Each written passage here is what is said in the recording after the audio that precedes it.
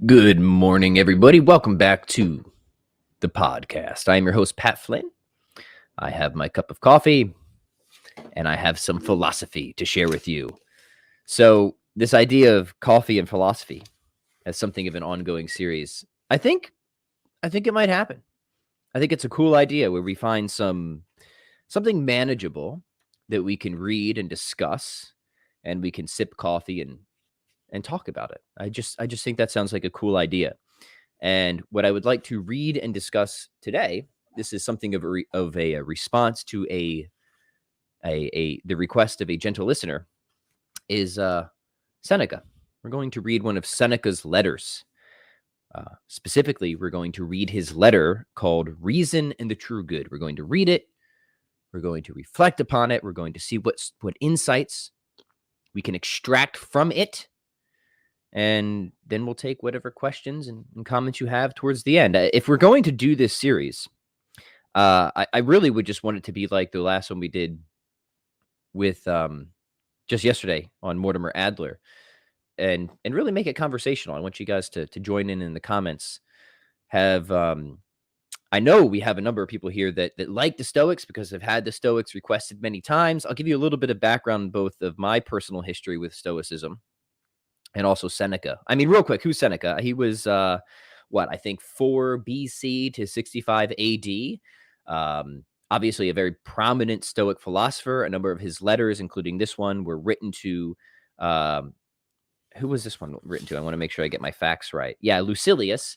Lucilius was, I believe, a procurator of Sicily, kind of handled financial matters, and Seneca's writing to him as apparently as a friend, and really trying to teach him to be a better Stoic. But this letter is clearly written.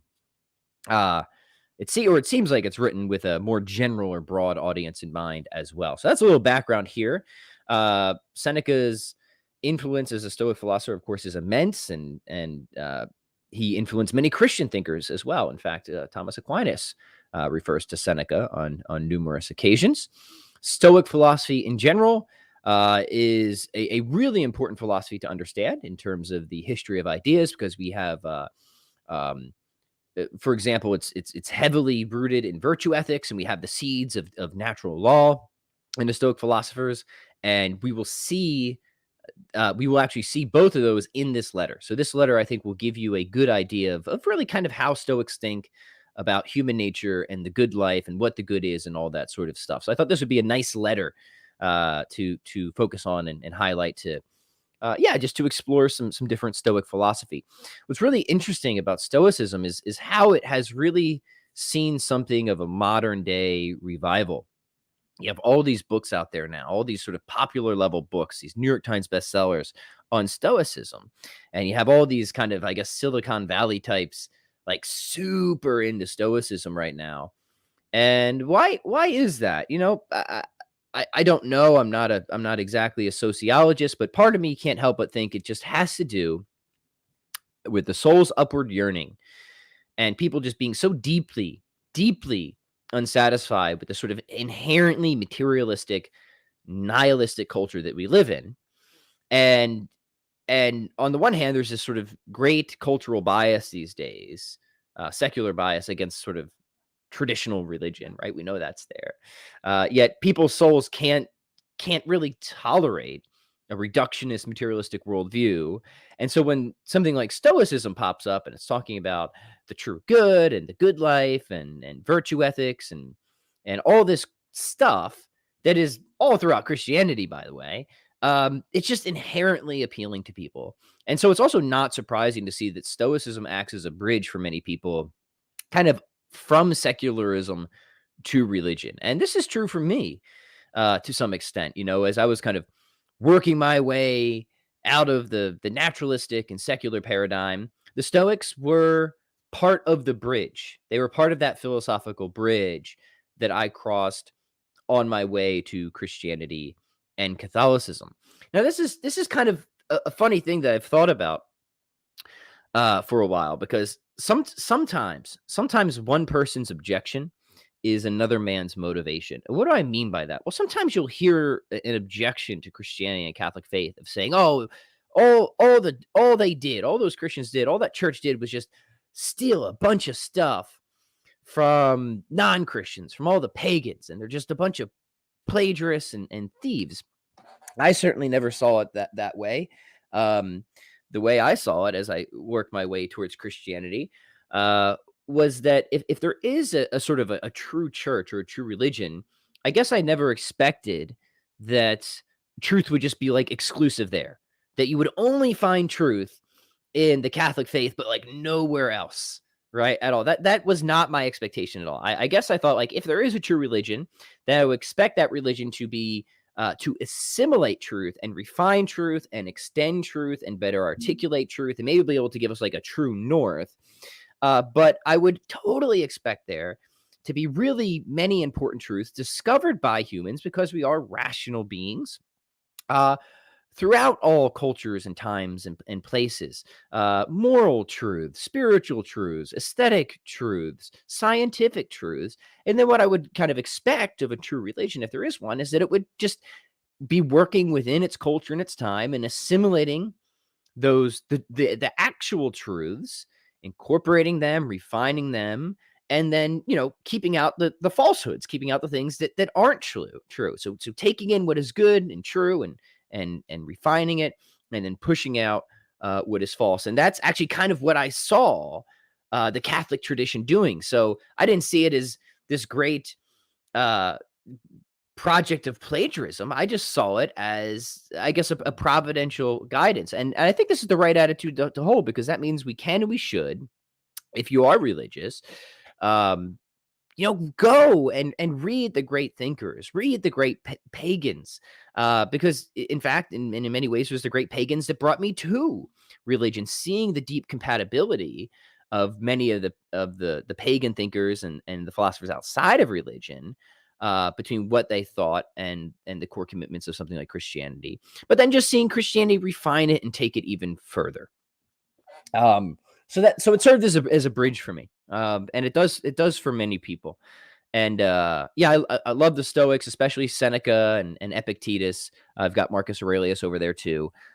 So yeah, maybe we can spend some more time reading and exploring them as we move along. So cheers to you. Please chime in.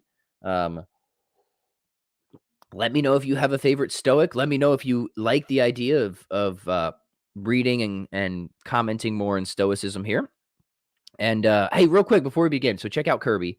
My kids got me this shirt for Christmas, because we're all very big Nintendo fans. And number two, actually, here's a request for the audience. Sorry, I have something in my nose. I've got a lot of drafts right now of academic papers that I could actually use some. Sorry, don't know what's going on. I've come down with another collection of infections, it seems, all at once after this trip to Baton Rouge. Anyway, here's what I'm saying. I have a number of papers that are like just about at the finish line before I'm going to ship them off to various journals.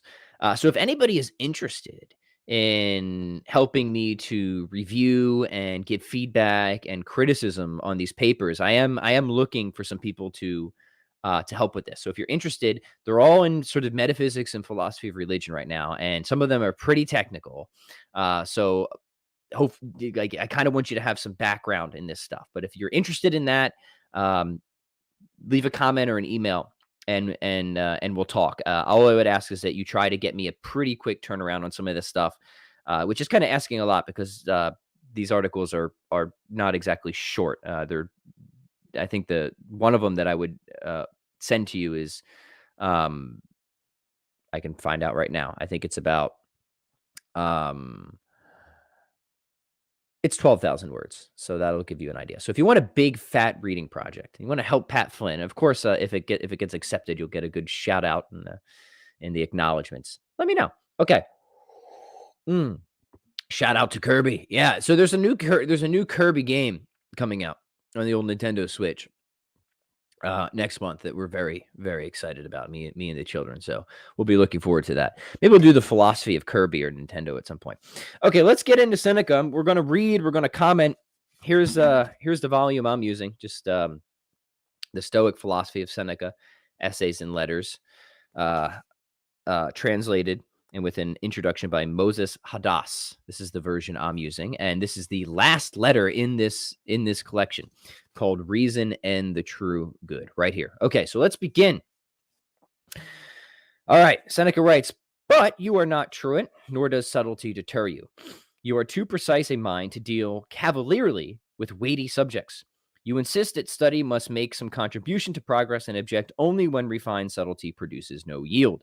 I shall endeavor to avoid useless subtlety in the present inquiry. Our subject is whether the good is apprehended by the senses or the intellect. The corollary to the latter alternative is that it does not exist for dumb animals or children." It's going to be a provocative letter, friends. Strap yourselves in. Okay, Seneca goes on. All right, so he's stated his thesis there, right? Here's our subject. Whether the good, the true good, is something that is determined by the senses or the intellect. This is the matter he's going to try and adjudicate, right? So sounds good enough. He's obviously kind of got his sights set against the hedonists and the Epicureans and so on. So let's see what he has to say. Continuing on. The school which makes pleasure its ideal holds that the good resides in the senses. We Stoics hold that it resides in the intellect, which is the domain of the mind. So there you go. You have the dividing lines. Here's a school over here. The hedonists, those who, the Epicureans and whatnot, they want to hold that it's all about pleasure, baby. And so the good sort of resides in the senses. However, we Stoics, we're more sophisticated than that, right? We're going to say that it resides in the intellect or the domain of the mind. All right.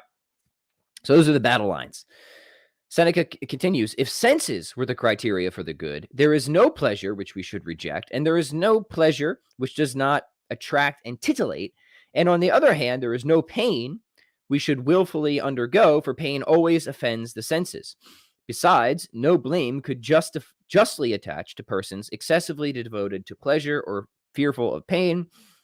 We do, in fact, disapprove of persons addicted to appetite and lust, and scorn those whom fear of pain deters from any manly venture. How are they to blame if the senses they serve are the criteria of good and evil? It is to the senses you have assigned the decision on what a man is to aim for and what to avoid. Okay, so there's his first line of attack. He's saying, look, guys, if it all comes down to the senses, this is what determines good and evil. Well, then it seems like there's just no pleasure that we should ever avoid, and there's no pain that we should ever sort of willfully accept. But Seneca's saying that's absurd. We know that there's many pleasures we should avoid to live a truly good life, and we often know that there's many times where we should subject ourselves to various pains because it actually is prudent and makes sense to do so to really flourish as the sorts of things that we are. Seneca, if he's into the working out stuff, might appeal to fasting and exercise, right? That we know that it's good to forego certain pleasures at various times, including delicious muffins. And it is also good to undergo certain pains at various times, say a strenuous workout, because these facilitate to a good that is over and above that which can be purely determined by the senses, but is discerned instead by the intellect. I'm adding to Seneca's argument. You can kind of see where my position leans on this. But he's relying on moral intuitions here, right? He's also saying, well, look, if the good really did just come down to this sort of hedonistic paradigm, then why do we disapprove of people who are just addicted to appetites and lust? And we do disapprove of these people. We think that they're failing morally and often substantially. And he would say, if your paradigm is true, school of pleasure, then we shouldn't disapprove of these people. But we do, and that's right. So there's something wrong with your paradigm over here. Excuse me. Okay. So that's Seneca's first line of attack. He's coming out with some strong jab cross combos here. All right. Make sure you have a sip of coffee. Okay. Now Seneca is going to start to make his case. But the presiding judge is, of course, reason. Reason holds jurisdiction over good and evil, just as it does over virtue and honor. The Epicureans give the worst element authority over the better.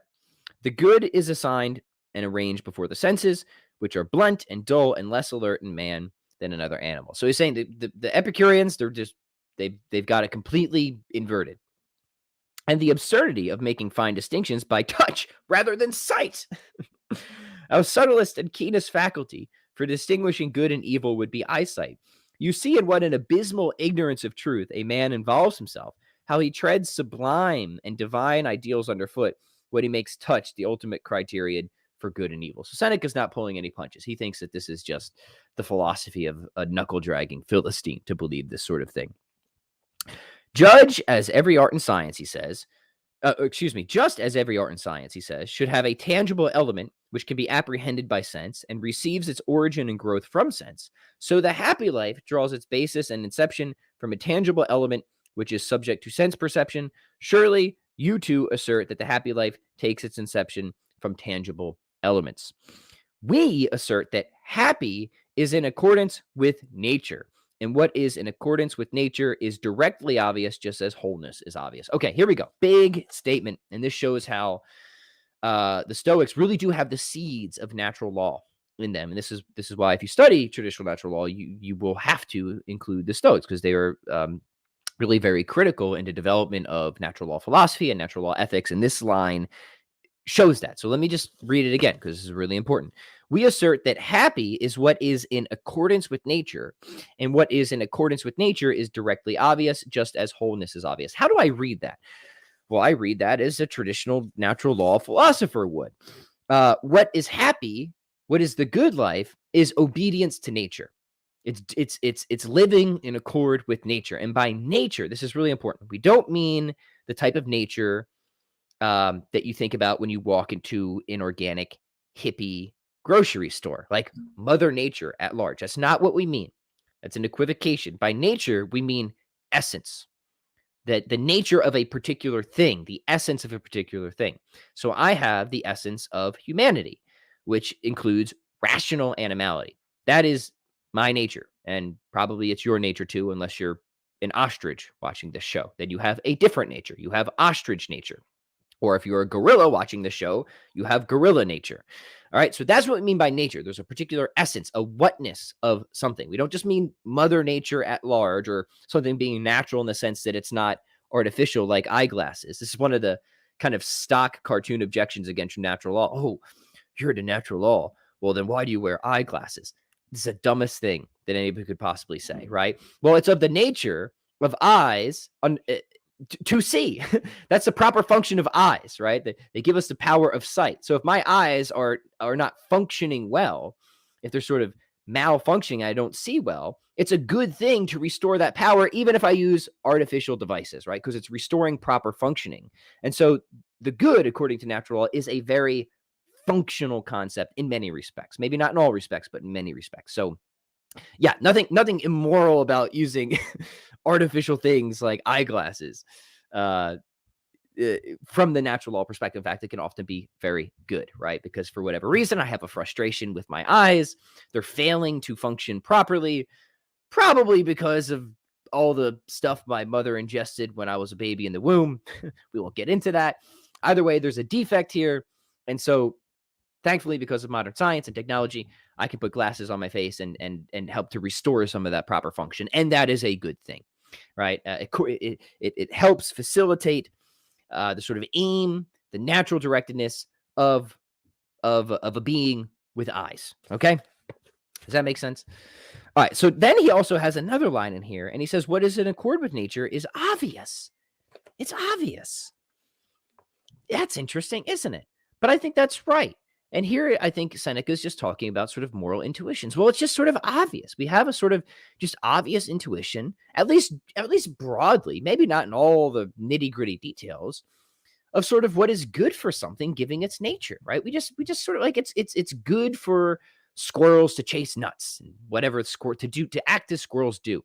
It's good for human beings because we just have this sort of broad intuition of human nature to act in certain ways and to reason well. That's good for us. And it's just obvious, right? It's just obvious. And I think that's correct. I think we have to, intuitions play a very important role, not just in moral philosophy, but philosophy in general. And that we have a sort of obvious recognition of things having natures, and that it is good when things are obedient to their nature, when they act in accord with their nature. So he's making two bold claims here that are, I think, foundational to natural law. One, that what is good is obedience to nature. It's acting in accord with nature, flourishing according to the type of thing that you are. And that from an epistemological standpoint, this isn't exactly rocket science, right? We all kind of, this is in Christian terms, the natural law is sort of written on our hearts, right? We have these sort of intuitions, right? That sort of reveals this to us. And this is true. Like my kids have these intuitions. I think it's something it's something that sort of just occasions in us. Flanagan might come in and say it's maybe it's properly basic, right? But you can be indoctrinated out of it, right? And he's probably saying that that's exactly what happens with the hedonists and Epicureans. You guys have been indoctrinated out of it, and you've got it all backwards. Okay, let's continue. All right, the endowment according to nature, which comes to us at birth, I call not a good, but the inception of the good.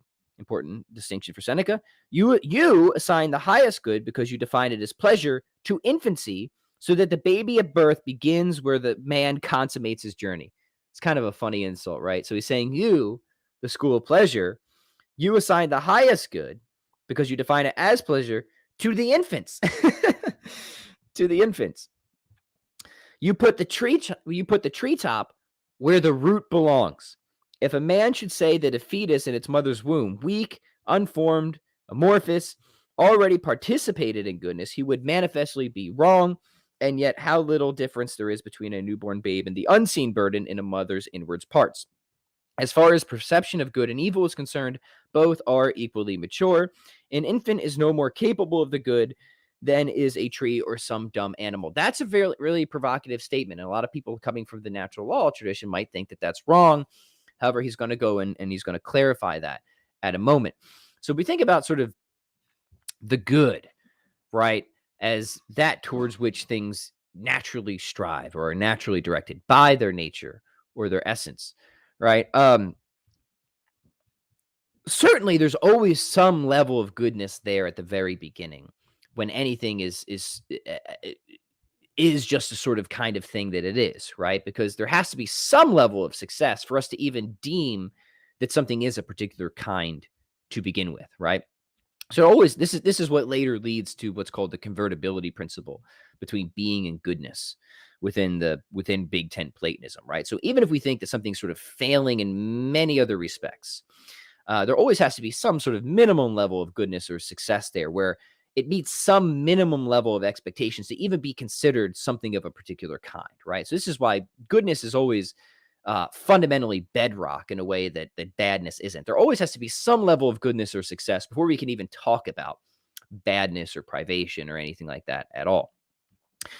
But Seneca seems to be pushing even further than that, actually. He says that an infant is no more capable of the good than is a tree or dumb animal. And you might think, well, that just seems wrong. It seems like at that stage of its life, assuming that, nothing's gone wrong with the conception process or anything, that it's good. Maybe it hasn't attained all the goodness that it's capable of yet because it's still in potency to actualizing its various capacities that are now being developed. But at that stage, so long as there's nothing missing that is due to it at that stage, then it's still good. It's still good because at that stage, it just isn't naturally meant to have all of its capacities actualized yet. It's sort of in development. But Seneca, and I would say that's correct, even in a natural law perspective, but Seneca actually seems to say that no, seems to be pushing something stronger than that no infant is more capable of the good than is a tree or dumb animal. What does he mean by this? Let's see. He's going to clarify. And why is the good not present in a tree or a dumb animal? Because reason is not. So that's why. Seneca is going to take a very strong conception of the good just as reason. So since an infant isn't yet actualizing its capacity for reason, that good is not just there. All right. Now we can quibble with Seneca of whether we should reduce good to just reason or whether reason is among one of the greatest goods. But let's let Seneca speak for a little bit more and then we'll see. Okay. All right. So reason's not there. Hence the good is not present in an infant because it lacks reason. It will attain to the good only when it attains to reason. There is the irrational animal, the not yet rational, and the imperfectly rational. In none of these is the good present, because the good comes with reason. What are the distinctions between the degrees I have mentioned? In the irrational, there cannot be good ever. In the not yet rational, there cannot be good now. In the imperfectly rational, there can be good now, but there is not. So, what I mean, Lucilius, is this. The good is not to be found in any person whatever, or in any age whatever. It is as remote from infancy as last is from first, or as consummation from inception. It is therefore not present in a weak and tiny body just knitting together. How should it be any more than in a seed? If you argue that we recognize a certain good in a tree or plant, the good is not present in the first shoot when the plant has just begun to emerge from the soil.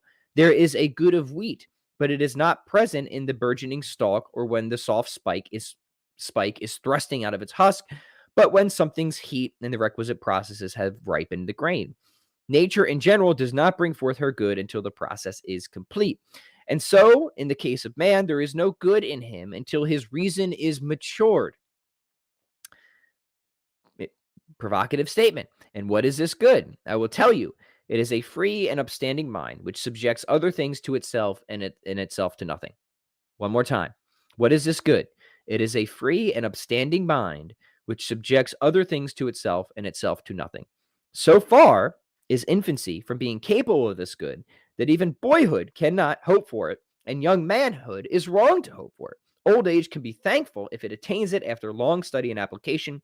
By this definition, the good is a matter of intellect. All right, so let's discuss this.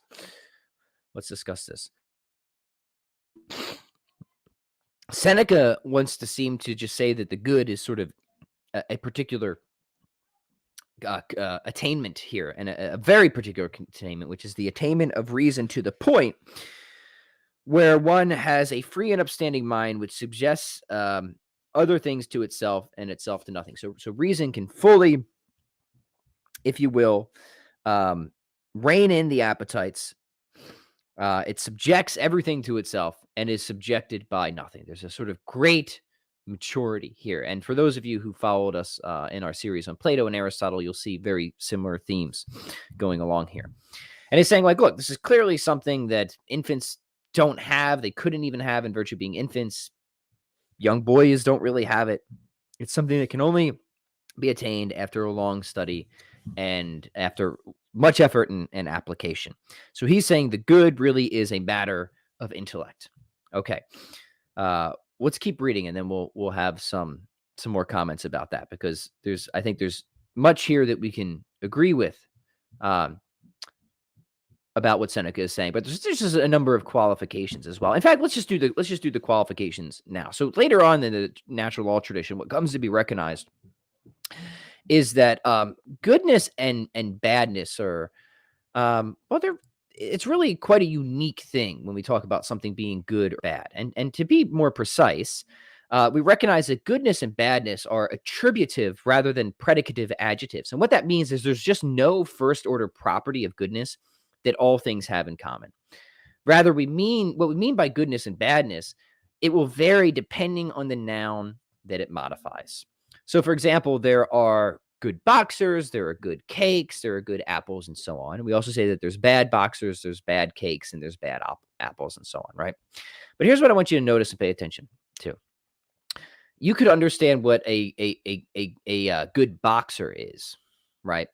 And have no clue to understanding what a good apple is. Now, this is very different than calling something red. If you kind of understand what a red dog is, you kind of have an idea what a red sign would be, and so on. But you notice, like, good, like when we apply goodness to something, it doesn't work that way. I could know what a good boxer is, but have no idea what a good apple is, right? And why is that? Well, because we have to know something about the nature under consideration, and whether that the particular individual that instantiates that nature actually lives up to the expectations of the sort of thing that it is, which is to say, whether it reaches a particular standard given its nature or essence, right? So what are good boxers? I don't know, fighters that land more punches than not, or something like that.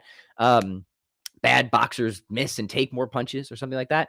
That is not at all relevant to what a good apple is, right? To understand what a good apple is, we have to not consider what the nature of a good fighter is, but the nature of a good piece of fruit, that it's crisp and juicy or something like that. So the point to really understand here, when it comes to virtue ethics and even more so traditional natural law, goodness and badness are what we might call objectively relative. There's an objective fact of the matter, whether something is good or bad, but it's relative to the nature. Because there's no first level sort of common property called goodness that everything shares, what happens is the semantic content of good, it always adjusts according to the subject under consideration. And this is why our understanding of a good apple really just gives us no understanding of a good boxer or a good dog, because what is a good apple depends on the features that are relevant to being an apple. Whereas what is a good dog depends on the features that are relevant to being a good dog, which crisp and juicy is not really a relevant feature. So a dog isn't bad because a dog isn't crisp and juicy. But an apple might be bad because an apple isn't crisp and juicy. But an apple isn't bad because an apple doesn't bark when an intruder comes by. But a dog might be bad if a dog doesn't bark because an intruder comes by. So this is what we mean when we say that goodness and badness are sort of objectively relative. This isn't a strong form relativism. There is a fact of the matter. We can say, look, this is really a bad instance of something, given that it doesn't live up to the appropriate expectations of the kind of thing that it is. But it's a bad instance relative to the kind of thing that it is. Does that make sense? Let me know if that makes sense. And the reason this is important is it allows us to qualify what Seneca's saying, right? We don't have to say that something is good only if it attains this very high level of reason. We can still say that trees are good and that infants are good and that acorns are good and that apples are good. But whether they're good is going to depend on whether they meet the expectations of the kind of thing that they are. So we don't say an apple is bad because an apple doesn't reason or lacks reason, because that's irrelevant. That's irrelevant to being what an apple is. An apple just by nature isn't a reasoning thing. So it's a false criteria to judge the goodness of an apple by. Nobody throws an apple out. I'm not going to eat this apple. It sucks at reasoning. They throw it in the garbage. This is a bad apple. People would think you're insane, right? But they don't think you're insane if you think I'm going to throw this apple out because it's like all brown and disgusting, right? Like the prior judgment seems completely irrelevant to judging whether the apple is good, whereas the latter seems quite relevant. Again, this goes to show that there's sort of just obvious intuitions about these things. So I want to I'm softening what Seneca is saying without dismissing the truth in what he's saying. So I'm saying we don't have to follow, and we shouldn't follow Seneca and say that unless something not only has reason but has attained a very high level of reason and reasoning maturity, that it's not good at all. No, goodness, like being, comes in many ways. It's an analogical predication, just like being is, just like knowledge is. This is where I think Thomism and the Catholic tradition more further refines and develops the seeds that are in Stoic philosophy. So that way you can pull out these great insights that Seneca is highlighting, without I think having to go as far as he does on some of these things that this actually tend to rebel against our intuitions in other respects. So that would be sort of my primary, I guess, criticisms, if that's right. But if not, maybe not even criticisms. Maybe we're just sort of thinking about these in different ways. BDS says actions can be good too, even if actions aren't opposites. Yes, that's right. In the traditional natural law, actions are indeed things that are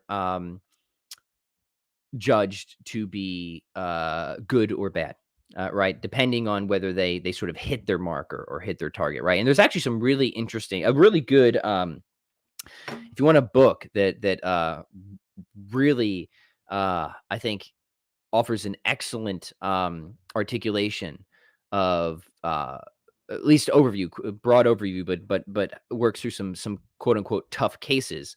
It's this one.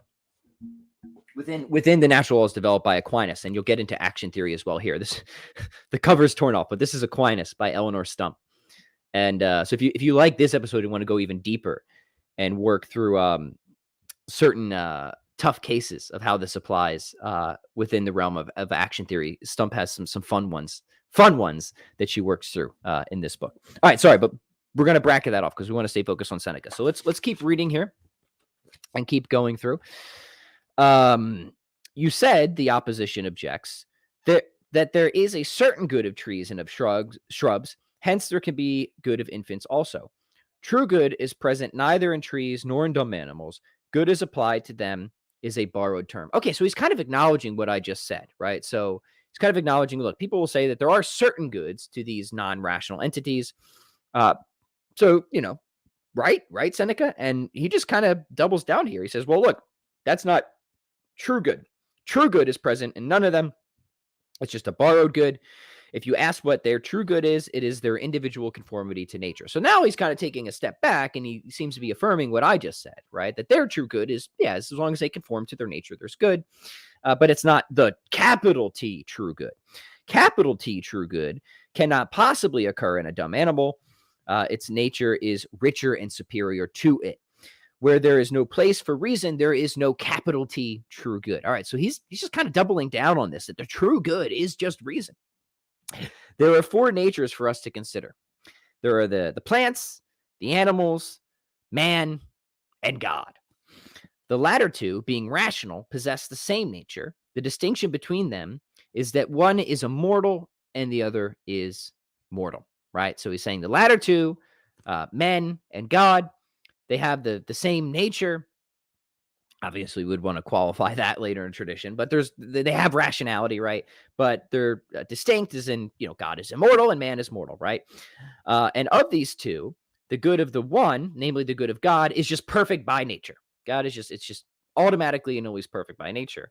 Whereas the other, man, is perfected by application, right? We have to become perfect, right? We have to, through various stages and efforts and long study and application, we have to get to our perfection. God is perfect by nature. Man is journeying, right? That's what Seneca is saying.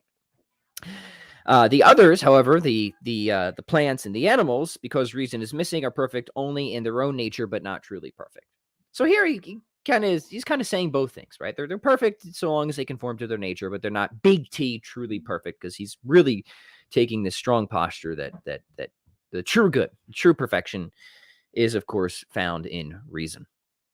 Only what is perfect in accordance with nature as a whole is truly perfect, and nature as a whole is rational. So there's this justification for that. Nature as a whole is rational. And it seems like Seneca's somewhat implicitly committed here to the great chain of being, or the hierarchy of being, right? Where God, as being the sort of fullness of being, the fullness of goodness, is naturally self-diffusive. So he creates a world that has this great hierarchy of chain of being, where God's sort of being and goodness is manifest in all sorts of finite, diverse ways. But then you have this gradation, right? All the way down from the elements up through the plants and animals to man, and indeed even angels in many traditions. But the unique thing about man is man is sort of a microcosm within a macrocosm. He's where all the sort of being concentrates, different kinds of being. And so he's more awesome as a sort of instance of being. He's got more being, and therefore more goodness, and therefore more value than the grades lower than him. So it does seem to me that even though Seneca isn't explicit about this, he seems to be kind of operating according to this paradigm, this traditional paradigm of a chain of being, because he's going to say the whole of nature is rational. And so sort of anything that is going to be truly perfect, it has to participate in that, and at least the rational element. I'm trying to strengthen his position, give it a little extra push here. Other things could be perfect according to their species. A being not capable of the happy life is not capable of the efficient cause of the happy life, and the efficient cause of the happy life is the good. A dumb animal is not capable of the happy life or of the efficient cause of the happy life. A dumb animal is not capable of the good. A dumb animal apprehends the present by senses. He recalls the past only when something comes up to jog his senses. A horse, for example, remembers the way when he is started upon. Standing in his stall, he has no memory of it, no matter how often he may have trodden it. The third tense, the future has no relevance to dumb animals, right? So Seneca is trying to draw that really a distinction in kind, not just degree, between man and the lower beasts here. How can the nature of beings who have had no experience of the perfected time be perfect? Time is comprised of three parts: past, present, and future. Animals know only the present, which is the weightiest factor of their limited orbit. There is an occasional recollection of the past, but only at the instant of a present encounter. The good of perfected nature cannot therefore exist in imperfect nature, or if imperfect nature possesses the good, so also does plant life. I do not deny that dumb animals have strong and excitable impulses towards conduct, which seems to be according to nature, but these impulses are unsorted and confused. Excuse me for 1 second. Okay. Excuse me. Sorry. I don't like, I thought I was all done with my sicknesses for the year. Every year, my family, we like cross out December and January because our kids go out, they collect every infection, they bring it back to mom and dad. So December and January are just riddled with diseases. I thought it was done. Then we went to Baton Rouge. Now I'm back, and I got something else again, which is fine. You know, we're gonna deal with it. But it's annoying when you're podcasting, you constantly have to cough. So just forgive me for these occasional interruptions here. Okay. Let's keep going. We're almost through this letter. This actually isn't a very long letter. It's just taking a while because we're doing a lot of commentary. But please put your comments and questions in, and we'll go through a number of those once we're finished here. Okay. Where were we? Oh, yes. Do you mean to say, you object, that dumb animals move in a confused and unregulated fashion? I would say, says Seneca, that they do move in a confused and unregulated fashion if their nature were capable of order. As it is, they move in conformity with their nature. Confusion is applicable only where non-confusion can also occur, as anxiety is applicable only where serenity can obtain. No man is vicious unless he is capable of virtue. Not to detain you over long, the dumb animal does possess a certain good, a certain virtue, a certain perfection, but not absolute good or virtue or perfection. Okay. So again, Seneca seems to be kind of softening and qualifying his position out, but yet he still wants to stay very strong to saying that the true good, the absolute good, is really concomitant with reason. This is the prerogative of rational creatures who are endowed with the capacity of knowing why, how far, and how good can therefore exist only where reason exists. Okay, so there he is doubling down once more. And we really see notions of sort of the imago Dei here, right? There's something in man that resembles or participates in the nature of the divine. And this gives us a special status, if you will, a special objective value or goodness in the hierarchy. The things that do not have, namely intellect, they just lack that. So interesting kind of convergence with traditional Christian commitments there, certainly. Do you wish to know the objective of my argument and the benefit that it can bring to your mind? I will tell you. It exercises and sharpens it, and by worthy occupation constrains it to achievement. Any break upon the race to iniquity is worthwhile. But I will go further. There is no way I could serve you better than by pointing your true good out to you, by separating you from dumb animals, by classing you with God. Why, tell me, do you nurture and exercise your physical strength? Nature has made cattle and beasts stronger. Why do you cultivate your beauty? When you have done all you can, the dumb animals still score higher in handsomeness. That's kind of funny. Why do you dress your hair with such exquisite care? Wear it loose as the Parthians do, or tie it up in the German style, or ruffle it with the Scythian fashion, and you will still find a thicker mane tossing on any horse and handsomer on any lion. Train as you will for speed, you cannot match a hare. Will you not abandon competition in fields that belong to others and betake yourself to your own true good? Yeah, interesting there. Like how strong is Seneca's claim? Is he saying that like we shouldn't strength train, right? That we shouldn't groom ourselves? If he's saying that, then I think we want to disagree. That these all are important elements. In fact, their reason, prudence would say that we should do these things.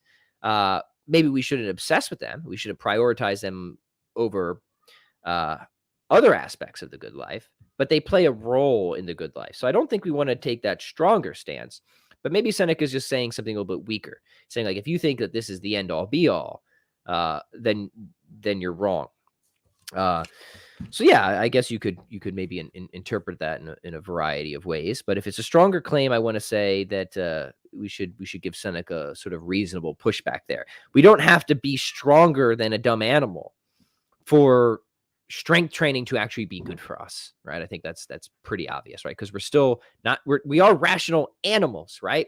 So we have animal powers, animals abilities that if they're functioning well, if they're achieving their natural end, that is really good for us, right? Whereas if there's frustrations and defects, that is really metaphysically objectively bad for us, right? So caring about what we eat, how we exercise, that does contribute to the good life, and it does perfect us in reason, because reason will illuminate those goods to us, right? So it's not a competition there. So maybe Seneca's missing the mark here. I don't know. What do you guys think?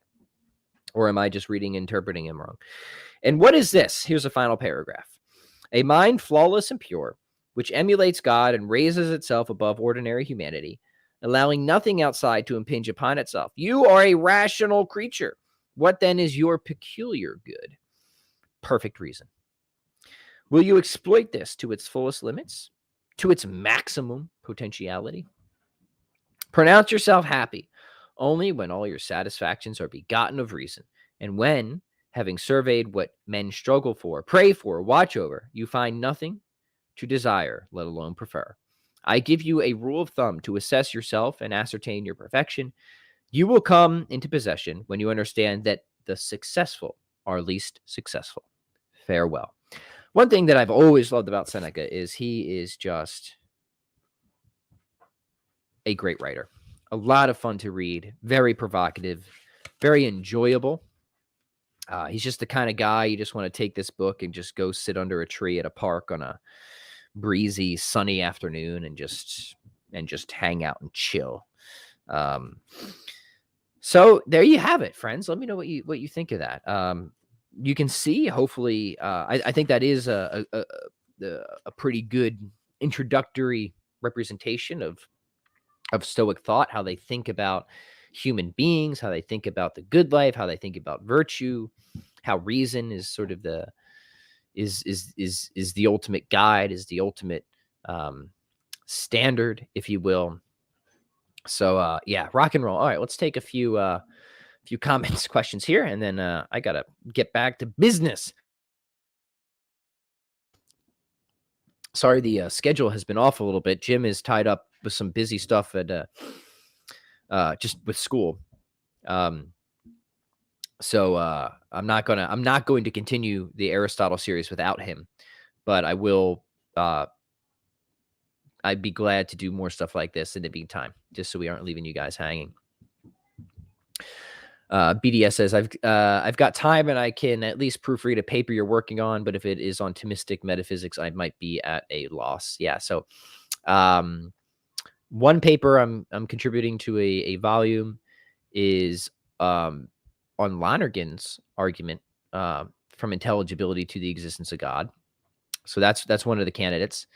That's about 12,000 words. And another one is on the nature of composition and whether composite entities allow us to infer a particular causal principle. So those are two that I've got pretty much at the finish line, but I just need some good proofing and feedback and criticism and stuff like that before I ship them off. So if anybody's interested in that and you can seriously read through it, seriously comment and get back to me in a relatively and reasonably quick time frame, we can have a conversation about that.